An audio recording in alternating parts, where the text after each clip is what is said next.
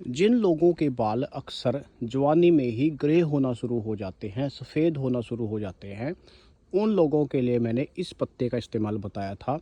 तो बहुत सारे लोगों को यही समझ नहीं आया कि ये पौधा कौन-सा है। तो ज़्यादातर उसमें कमेंट यही आए कि इस पौधे की पहचान क्या है, ये कौन-सा पौधा है। देखिए, जिस पौधे की मैंने बात की थी, दूर से मैं आपको दिखा देता हूँ, इस तरह से झाड़ के रूप में आपको दिखाई देगा। इसको हिंदी में बेरी का पौधा, इसको इंडियन जुजुबी भी बोला जाता है। सबसे पहली पहचान तो इसकी यही है, ये आपको एक झाड़ की तरह दिखाई देगा। ये कोई सिंगल पेड़ इस तरह से नहीं होगा, झाड़ आपको दिखाई देगा। इसके ऊपर आपको इस तरह से कांटे दिखाई देंगे। इसके पत्ते आपको गोल पत्ते इसके इस तरह से होते हैं और इसके ऊपर एक फल आता है जो खासकर नवंबर और दिसंबर में पकता है। हालांकि जो बालों को काला करने का काम करता है, मेलेनिन की मात्रा इसके अंदर होती है, जिसकी वजह से हमारे बाल सफ़ेद और ग्रे हो जाते हैं।